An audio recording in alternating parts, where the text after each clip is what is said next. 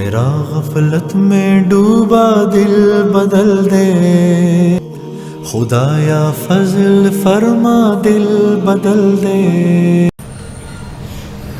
موت کا دن انسان کی حاصل زندگی ہوتا ہے، جنازے انسان کی ساری زندگی کی کمائی ہوتے ہیں۔ اسلاف کہا کرتے تھے جب ہم دنیا سے چلے گئے تو ہمارے بارے میں گواہی دے دینا، اگر ہمارے میں کوئی خامی نظر بھی آئے پھر بھی اللہ کی بارگاہ میں آ کے کہہ دینا اللہ ہمارے سامنے نیکی کی بات کرتا تھا، اللہ اس کے گناہوں کو معاف کر دے۔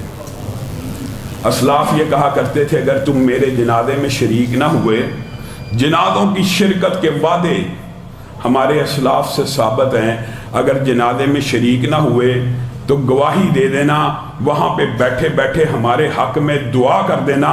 اور جو جنازے کا دن ہوتا ہے، جیسے گزشتہ جمعے میں آپ کے سامنے رکھا کہ درختوں، دیواروں کے، جانوروں کے، زمین و آسمان کے، فرشتوں کے احساسات ہوتے ہیں نیک اور بد بندے کے بارے میں، اسی طرح جب کوئی بندہ دنیا سے جاتا ہے اس کے بارے میں بندوں کے بھی تو احساسات ہوتے ہیں، بندے تو اس کے بارے میں سوچتے ہیں۔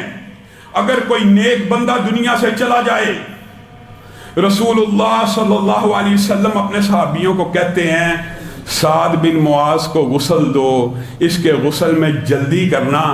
کیا کیا نیکیاں سعد کی نبی کریم صلی اللہ علیہ وسلم کی آنکھوں کے سامنے نہ آئی ہوں گی کہ سعد وہ ہیں جنہوں نے اپنے قبیلے سے ایسے منہ موڑا اور کیا مطالبہ کیا۔ مطالبہ بھی کتنا عظیم ہے، میں تم سے اس وقت تک بات نہیں کروں گا، اوس کے بڑے سردار ہیں، میں تم سے اس وقت تک کلام نہیں کروں گا جب تک تم رسول اللہ پہ ایمان نہیں لے کے آتے۔ اور قبیلے کے اندر سعد کی اتنی ہیبت، اتنی قدر و منزلت ہے کہ صرف سعد کی ضد کی وجہ سے ابتدائی طور پہ پورا قبیلہ اسلام کو قبول کر لیتا ہے۔ آج وہ سعد دنیا سے جا رہے ہیں، نبی کریم اپنے ساتھیوں کو کہہ رہے ہیں آپ کو پتہ ہے شہید کو غسل نہ بھی دیا جائے کوئی حرج کی بات نہیں، نبی کریم کہہ رہے ہیں میرے ساتھ کو غسل دینے میں جلدی کرو۔ آقا کیوں جلدی کریں؟ کہیں فرشتے تم سے سبقت نہ لے جائیں، کہیں فرشتے تم سے سبقت نہ لے جائیں۔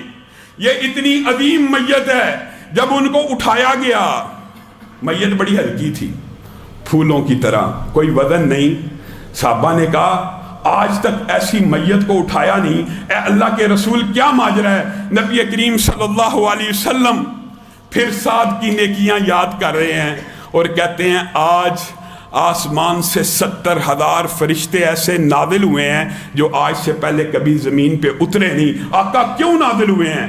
سعد کے جنازے کو کندھا دینے کے لیے۔ یہ جو موت کا دن ہوتا ہے یہ لوگوں کے بھی احساسات اور جذبات کا دن ہوتا ہے۔ نبی کریم صلی اللہ علیہ وسلم نے ارشاد فرمایا یہ سعد چلا تو جلدی گیا ہے، عمر تو چھوٹی ہے، لیکن یہ جب دنیا سے رخصت ہوا ہے نا تو اللہ کا عرش بھی ہلا ہے۔ اور محدثین نے اس حدیث کی تشریح کی ہے، بڑی عمدہ تشریح کی ہے، اللہ کا عرش کانپا ہے، اللہ کا عرش جھوما ہے، اللہ کا عرش ہلا ہے۔ کیا تشریح کی ہے؟ جو راجع بات یہ ہے وہ یہ ہے کہ عرش بھی سعد بن معاذ کی آمد کی خوشی میں جھوم اٹھا کہ آج سعد اپنے رب سے ملاقات کرنے والے ہیں۔ جب میت انسان کے گھر میں ہوتی ہے نا تو نبی کریم صلی اللہ علیہ وسلم کہتے ہیں کہ اس کے اندر جلدی کرو۔ یہ جلدی کیوں کہا؟ یہ جلدی کا کلیہ کیا ہے؟ اگر تو نیک میت ہے جلدی اپنے ٹھکانے میں چلی جائے، اگر تو بری میت ہے، اگر تو بد میت ہے تو اس سے اپنی جان چھڑواؤ۔ اس کو رکھ کے کرنا کیا ہے؟ میرے بھائیو یہاں پہ رکیے، غور کیجئے، سوچئے، سمجھئے۔ ہم تو بری عادات، بری صحبت اپنی دنیا میں ترک نہیں کرتے، اور نبی کریم صلی اللہ علیہ وسلم مجھے اور آپ کو حکم دے رہے ہیں کہ بری میت کی بھی صحبت نہیں کرنی۔ اگر بندہ برا ہو مر جائے، اگر اس کے ساتھ بیٹھنا اٹھنا، اس کی معیت میں صحبت رکھنا اسلام میں جائز نہیں، تو جو زندہ برے لوگ ہیں ان کے ساتھ اٹھنا بیٹھنا جائز ہے؟ بری میت کی صحبت اللہ کے رسول کو پسند نہیں ہے۔ وجہ کیا ہے؟ کوئلے کی کان سے بندہ لاکھ ہیرے نکالتا رہے اس کے کپڑوں پہ کالک لگ جاتی ہے، اسی طرح نیک لوگوں کی مجلس میں جو بندہ بیٹھتا ہے لاکھ گناہگار ہو برا ہو اس کے اوپر اس صحبت کا رنگ چڑھتا ہے۔ یہ ہو نہیں سکتا بندہ بروں میں بیٹھے اور برائی کی کوئی بات کو اپنا نہ لے، اور یہ ہو نہیں سکتا بندہ نیک لوگوں میں اچھے لوگوں میں بیٹھے اور نیکی کا کوئی عمل اپنا نہ لے، یہ ممکن نہیں ہے۔ میت بری ہے، اس سے بھی جان چھڑوائی جا رہی ہے۔ اور میرے ذہن میں نبی کریم صلی اللہ علیہ وسلم کے اپنے صحابہ کے بارے میں ان کے موت کے دن کے جذبات آتے چلے جا رہے ہیں۔ حضرت جلیبیب کتنے مشہور ہیں، سب کو پتہ ہے، نبی کریم صلی اللہ علیہ وسلم ان سے پیار کیا کرتے تھے۔ قد چھوٹا تھا، بہت چھوٹا، جس کو بالعموم ہم مزاح کے طور پہ پاکستان کے اندر اس کے لیے تو ایک خاص لفظ استعمال کیا جاتا ہے، کوڈو کہہ دیتے ہیں، معاذ اللہ، ٹھگنا، مٹھا وغیرہ۔ قد کے چھوٹے تھے، شکل اوس درجے کی تھی۔ نبی کریم صلی اللہ علیہ وسلم کے پاس آتے جاتے تھے۔ نبی کریم نے ایک دن کہا جلیبیب تیرا نکاح نہ کر دیا جائے آقا، مجھ اتنے چھوٹے سے قد والے کے ساتھ کون اپنی بیٹی مدینہ میں بیاہے گا؟ نبی کریم نے کہا فلاں انصاری کے گھر جاؤ، اس کو کہو نبی کریم صلی اللہ علیہ وسلم نے تیری بیٹی کا رشتہ مانگا۔ کس کے لیے؟ آقا میرے لیے۔ گئے، لمبا چوڑا واقعہ ہے۔ والد اور والدہ نے مشورہ کیا، کہا اللہ کے رسول نے حکم دیا ہے یا مشورہ دیا ہے؟ کہا مشورہ دیا ہے، آپ سے مانگا ہے رشتہ، آپ کے اوپر زبردستی نہیں ہے۔ تو ماں باپ نے کہا پھر ہم رشتہ نہیں دیتے اس کو، یہ غریب سا پست قامت کا چھوٹے قد کا بچہ ہے۔ بچے سے مراد قد کے اعتبار سے یہ الفاظ، ہم نے اس کو رشتہ نہیں دینا۔ اندر سے بیٹی سن رہی ہے، کہا اللہ کے رسول کے فرمان کو ٹھکرا دیں گے؟ رسول اللہ نے رشتہ مانگا ہے، میں چاہتی ہوں میری ہاں کر دی جائے جس رشتے کے بارے میں رسول اللہ کا آرڈر آ جائے۔ پھر کسی مومن اور مومنہ عورت کو یہ اختیار نہیں ہے کہ اپنا فیصلہ چلائے، قربان جائیں اس بیٹی کے اوپر بھی۔ یہ جلیبیب ان کا نکاح ہوا، جس چیز کا ماں باپ کو خطرہ تھا کہ غریب ہے، صحیح سند کے ساتھ محدثین نے اس بات کو نقل کیا ہے کہ انصاریوں میں پھر اس سا امیر کوئی نہیں تھا۔ ایک جنگ کے اندر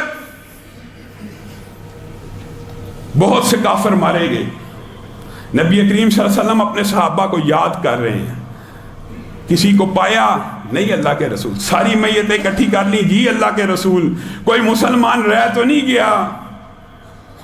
نہیں اللہ کے رسول۔ نبی کریم صلی اللہ علیہ وسلم خود اٹھے، کہا رہتا ہے، میرا جلیبیب کہاں ہے؟ میرا جلیبیب کہاں ہے؟ اس کو ڈھونڈو۔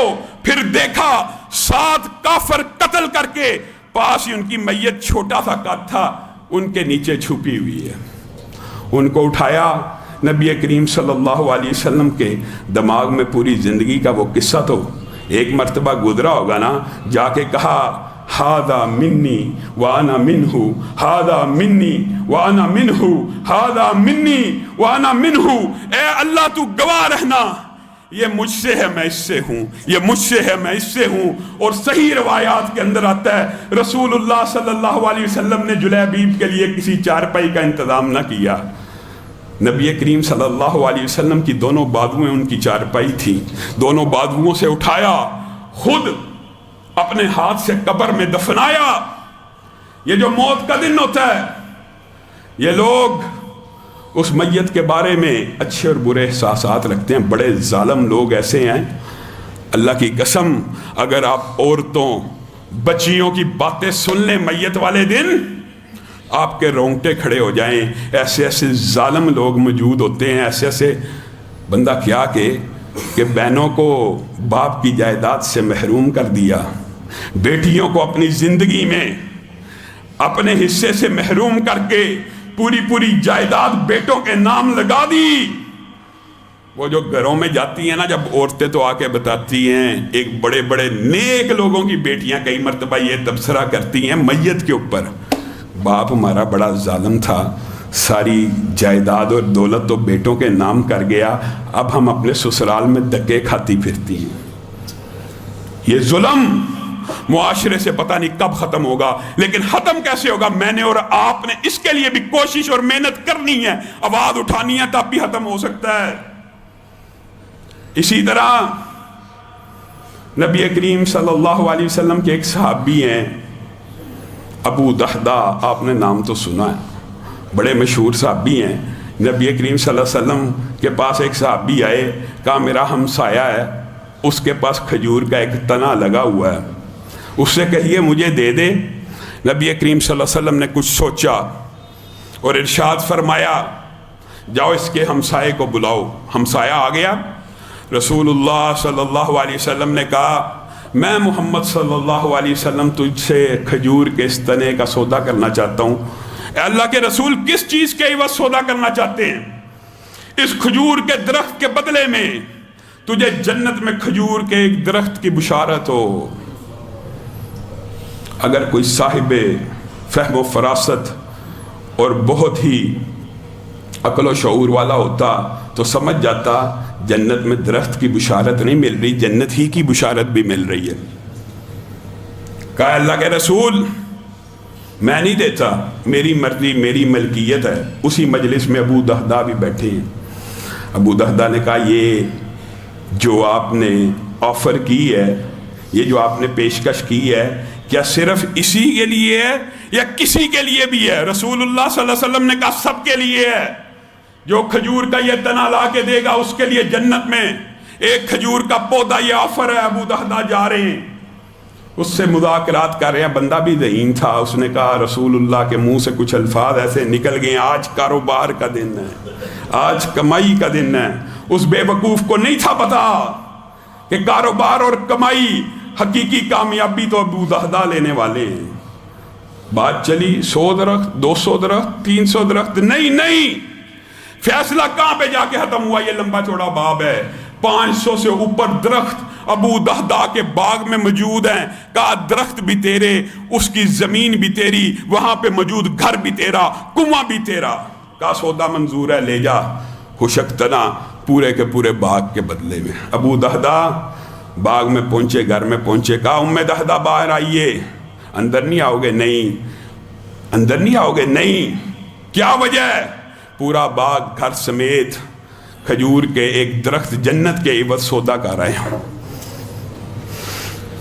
اور ایسی صحابیات کے اوپر بھی قربان جائیں۔ بخ بخ یا ابا دحدہ، تو نے بڑا اچھا سودا کیا، ابا دحدہ تو نے بڑا اچھا فیصلہ کیا ہے۔ وہیں سے اپنی جیب میں موجود جو پیسے ہیں وہ بھی اس باغ میں پھینکتے ہیں کہ یہ بھی اس باغ کی کمائی ہے، کھجور کا خوش تنا لے کے نبی کریم صلی اللہ علیہ وسلم کی بارگاہ میں آتے ہیں، آپ کو آپ کا مطلوب و مقصود تھماتے ہیں۔